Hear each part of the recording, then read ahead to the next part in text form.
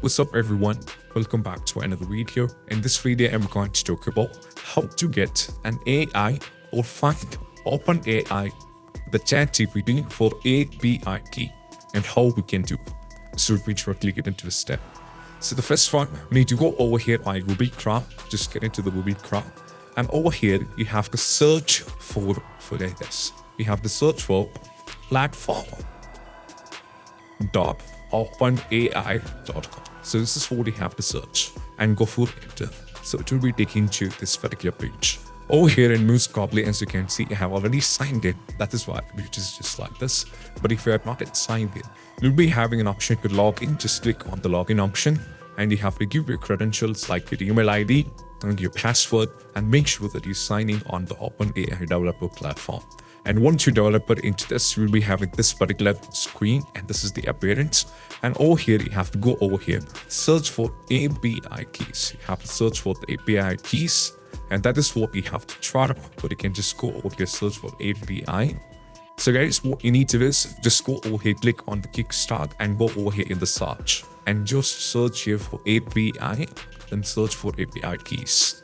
And first one, just click over here so that you can see that will be taking you to this. And for first time, we are creating an API key.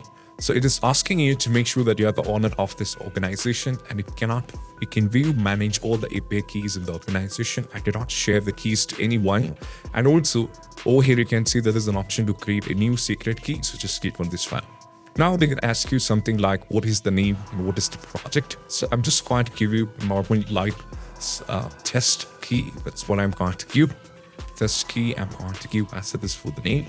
And the project is a default project and go for create a secret key. And what happens is a key is generated right now, as you can see. And there is few things that you need to make sure one thing. That is, right now, once you make sure this, you can see that you have to, if you click on the done, you cannot, if you didn't copy this particular link, there is no return back. So it is very important that you have to copy the link over here. You have to copy this particular link and then you have to go for done. And once afterwards, the secret key is not able to view by you. You cannot view the secret key.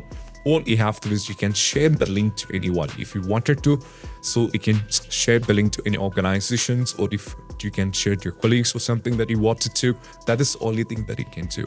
But you cannot init the secret key. And also you can delete the secret key if you want to. That is permissible.